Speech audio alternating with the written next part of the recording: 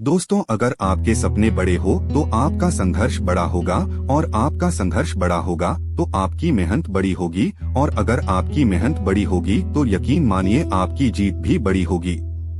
दोस्तों, इस बात को सच कर दिखाया देश के सबसे कम उम्र के आईपीएस ऑफिसर बनने वाले साफिन हसन ने। दोस्तों, यह एक प्रेरणास्रोत कहानी है गुजरात के सूरत में रहने वाले साफिन हसन की है। साफिन हसन एक मध्यवर्गीय परिवार से थे। साफिन अपने माता पिता के साथ गुजरात के सूरत में रहते थे। शुरुआती दौर में उनके माता पिता सूरत के एक डायमंड यूनिट में काम करके अपने परिवार का गुजारा करते थे, परंतु कुछ ही दिन बाद किसी कारणवश उनकी माता पिता की नौकरी चली गई। नौकरी चले जाने के बाद उनके परिवार पर तो मानो दुखों का पहाड़ ही टूट पड़ा। नौकरी चले जाने के बाद उनकी परिवार की आर्थिक स्थिति काफी खराब हो गई। परिवार की स्थिति को सुधार करने के लिए घर जाकर इलेक्ट्रिशियन काम करने लगे, और उनकी मां ने घरों और शादियों के समारोह में जाकर रोटियां बनाने का काम करने लगी थी। परिवार की आर्थिक स्थिति इतनी खराब हो चुकी थी कि कुछ पैसा अतिरिक्त कमाने के लिए साफिन हसन के पिता और उनकी माता जाड़े के दिनों में सड़क के किनारे उबले अंडे और चाय बेचा करते थे, अपने परिवार की पालन पोषण कर सके और साफिन की पढ़ाई में कोई दिक्कत नहीं हो। साफिन अपने संघर्ष के दिनों को याद करते हुए कहते हैं कि मैं अपनी माँ को सर्दियों में कभी पसीने से भीगा हुआ देखता था। मेरी माँ 3 बजे सुबह उठकर 15 से 200 तक रोज रोटियाँ बनाती थी, और इतनी मेहनत के बाद मात्र कुछ हजार रुपए ही कमा पाती थी। साफिन हसन ने अपने परिवार को हमेशा पैसों की तंगी से जूझता हुआ देखा है। अपने परिवार को इन परिस्थितियों में देखकर ही साफिन हसन ने जीवन में कुछ करने की ठान ली। अब वे समझ गए थे कि अगर कोई उनके परिवार के दयनीयता को बदल सकता है तो वह खुद है। इस दिन से उन्होंने ठान ली कि अब वे अपने सपनों को पूरा करके ही रहेंगे।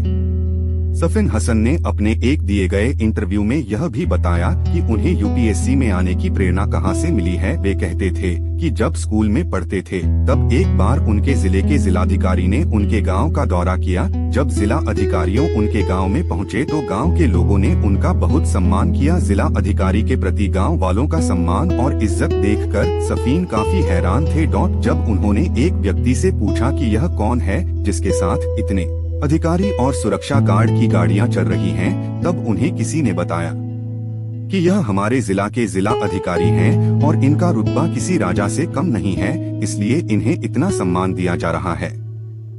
डीएम के रुतबे और काम से प्रभावित होकर ही साफिन ने भविष्य में डीएम बनने का सपना अपने मन में पाल लिया और यह निर्णय कर लिया कि वे डीएम बनकर ही रहेंगे। इसके बाद साफिन हसन ने अपने मजबूत इरादे को लेकर दिल्ली आ गए। दिल्ली आने के बाद भी संघर्ष ने उनका पीछा नहीं छोड़ा। अब उन पर यहाँ रहने और खाने और कोचिंग की फीस का बोझ था। साफिन हसन के इस संघर्ष को देखकर एक गुजराती परिवार ने 2 साल उनका कोचिंग और खर्च उठाया था। साफिन हसन तो प्रतिभाशाली छात्र थे ही, परंतु प्रतिभाशाली होने के साथ साथ अपने लक्ष्य को पाने का जज्बा कूट कूट कर भरा था। जब वे अपनी यूपीएससी की परीक्षा का पहला अटेम्प्ट देने जा रहे थे तब उनका रास्ते में एक सड़क हादसा हो गया, जिसके कारण उन्हें काफी चोट लगी और साथ ही शरीर लहूलुहान हो गया। के बावजूद उन्होंने अपने को कमजोर नहीं होने दिया। उन्होंने तुरंत पास की क्लिनिक में फर्स्ट एड लिया और उसी लहूलुहान अवस्था में परीक्षा केंद्र में जा पहुंचे। अपने मेहनत, मजबूत इरादे और परिवार के संघर्ष को अपनी ताकत बनाकर 2017 में साफिन हसन देश की सबसे कम उम्र के आईपीएस अधिकारी बन गए। अपनी मेहनत और कठिन परिश्रम के दम पर देश की सबसे कठिन परीक्षा कहे जाने वाली यूपीएससी परीक्षा साफिन हसन यूपीएससी रैंक परीक्षा में 570वीं रैंक हासिल की और सबसे कम उम्र की भारतीय पुलिस सेवा की अधिकारी बन गए हैं। साफिन हसन के संघर्ष और सफलता की कहानी देश के उन लाखों युवाओं को प्रेरणा देती है जो हर साल यूपीएससी और अन्य प्रतियोगी परीक्षा में भाग लेते हैं, पर थोड़ी सी कठिनाई में अपना हौसला खो देते हैं और विपरीत हालातों से हार मानकर अपने लक्ष्य से भटक जाते हैं।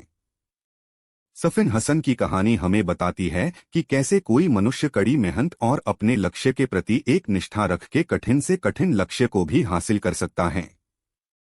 आपको ये कहानी कैसी लगी कमेंट करके जरूर बताएं, और वीडियो को लाइक करें और चैनल को सब्सक्राइब करना ना भूलें। धन्यवाद।